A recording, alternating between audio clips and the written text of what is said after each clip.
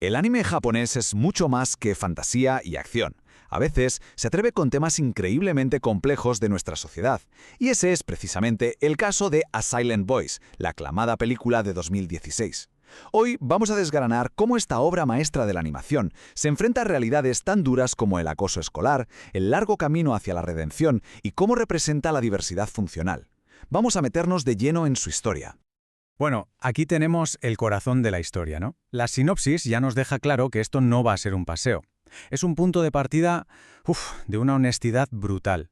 Olvidémonos de la típica comedia de instituto. Desde el minuto 1, la película nos planta de frente un drama humano con todas sus letras. Crueldad, arrepentimiento y sobre todo esas consecuencias que te persiguen durante años. Vamos a empezar por el principio, como debe ser, por el núcleo del conflicto que lo arranca todo, lo que define la primera parte de la película. Es justo aquí donde se plantan las semillas de todo el dolor, pero, y esto es lo interesante, también las de la futura redención. La situación inicial es cristalina y por desgracia seguro que nos suena a todos. Por un lado está Shoya Ishida, el gallito de la clase, el popular, el que tiene el beneplácito de todos. Y por el otro, Shoko Nishimiya, la nueva, una niña sorda que, claro, por ser diferente, se convierte en el objetivo perfecto. El desequilibrio de poderes es absoluto. Y justo aquí, ¡boom! La historia pega un salto en el tiempo y nos regala un giro que es sencillamente fascinante.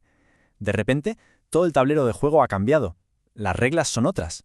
Y es que este giro, sin ninguna duda, es el pilar fundamental sobre el que se levanta todo el mensaje de la película. A ver, lo que hace que A Silent Voice sea tan especial, tan diferente, es que no se conforma con contar solo la historia de la víctima. Va un paso más allá y se pregunta, ¿qué ocurre cuando el acosador se convierte en el marginado? Porque eso es exactamente lo que pasa. Cuando su crueldad sale a la luz, sus supuestos amigos le dan la espalda. Y Shoya se convierte en el apestado. Ahora es él quien prueba su propia medicina, quien sufre el rechazo social. Y ese aislamiento profundo es lo que le empuja a buscar, casi a la desesperada, el perdón de la chica a la que hizo la vida imposible. Claro, para entender de verdad por qué esta historia cala tan hondo, sobre todo en Japón, tenemos que levantar la vista de la pantalla un momento. Porque esta película no sale de la nada, no es una invención, es, en realidad, el reflejo de un problema social muy, muy real y que persiste en el país. Y ojo a este dato, porque es demoledor. Un 82%. Según los informes, ese es el porcentaje de escuelas en Japón que han registrado algún tipo de acoso. Un 82%.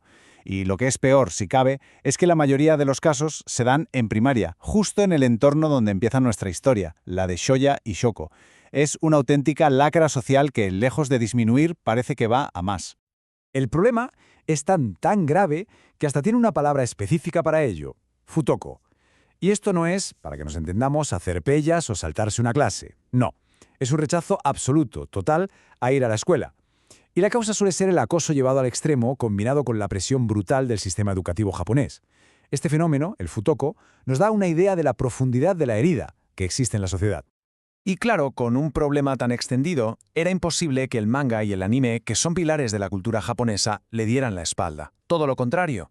Se han convertido en una especie de campo de batalla creativo, un espacio para explorar el acoso desde todos los ángulos imaginables, para públicos distintos, con enfoques muy diferentes. Fijaos qué interesante la variedad de enfoques que encontramos aquí. Por un lado tenemos obras shoujo, para chicas, como Kimi no Todoke, suelen ser historias más optimistas, ¿no? Centradas en la superación, en encontrar tu sitio. Luego, algo totalmente distinto como Shirampuri. Es un corto que pone el foco en una figura clave, el espectador, el que mira y no hace nada. Un mensaje sobre la indiferencia que nos interpela a todos. Y llegamos hasta ver iniciativas del propio gobierno, como Sangatsu no Lion, que usan el anime como herramienta de prevención, conectando directamente el acoso con temas tan serios como la depresión. Pero cuidado, porque no todos son historias de superación. El manga y el anime no tienen miedo de meterse en los rincones más oscuros del tema. Tenemos obras como Ijimeru Yabaiyatsu que son tan explícitas en su violencia que la propia editorial tuvo que parar la promoción. Y ya en el extremo nos encontramos con cosas como Ichi the Killer, que explora una idea terrorífica, cómo el acoso más salvaje puede, literalmente, fabricar un monstruo.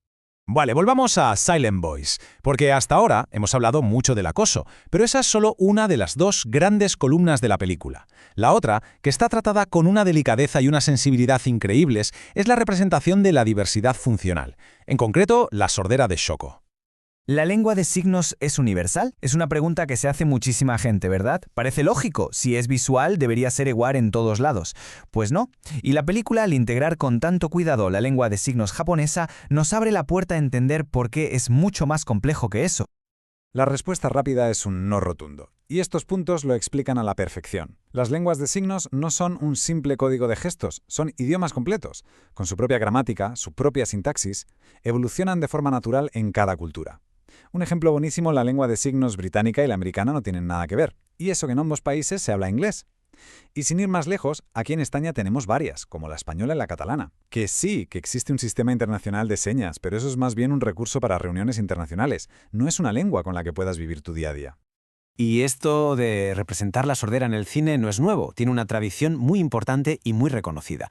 Pensemos en los Oscar, por ejemplo. Ha habido un montón de nominaciones para actores que han usado la lengua de signos en sus papeles, y 5 de ellos se llevaron la estatuilla a casa. El caso más conocido y más importante es sin duda el de Marlee Matlin, una actriz sorda que lo ganó por su papelazo en Hijos de un Dios menor. Pues bien, A Silent Voice se suma a esta larga y valiosa tradición del cine. Entonces, llegados a este punto, la pregunta es, ¿por qué? ¿Por qué A Silent Voice ha conectado de una forma tan brutal con gente de todo el mundo? Pues la clave está en cómo consigue tejer todos estos hilos, el acoso, la sordera, la redención, para crear algo que va mucho más allá de la típica historia de víctimas y verdugos. Y aquí está el meollo de la cuestión. La mayoría de las historias se centran en la víctima, en su sufrimiento y en cómo lo supera, pero A Silent Voice se atreve a hacer la pregunta incómoda. ¿Y qué pasa con el acosador? ¿Qué hay de él? Al darle la vuelta a la tortilla y hacer que Shoya sufra en sus propias carnes el mismo rechazo que él provocó, la película nos obliga a reflexionar. Y es una reflexión, pues eso, mucho más incómoda, pero también mucho más profunda sobre qué significan de verdad el arrepentimiento y la empatía. Al final, si lo pensamos, la película es un viaje a través de temas de una complejidad enorme. No va solo de acoso. Va sobre el peso del rechazo social, sobre lo increíblemente difícil que es perdonar, pero también ser perdonado. Habla de la cobardía, de la complicidad de los que miran para otro lado. Se atreve a tocar sin ningún tipo de tapujo las ideas suicidas que nacen del aislamiento, pero en el fondo de todo, trata sobre algo universal, el reto, a veces gigantesco, de comunicarnos de verdad los unos con los otros. Y cerramos con una pregunta que queda en el aire. A Silent Voice, con su animación, su historia, su increíble diseño de sonido, lo que intenta es construir un puente hacia una experiencia que la mayoría de nosotros no conocemos. Y nos deja ahí pensando, ¿puede el arte de verdad ayudarnos a entender lo que no podemos oír? ¿Puede el cine hacernos sentir, aunque sea solo por un instante, el silencio de otra persona para así, quizás, comprender mejor su voz?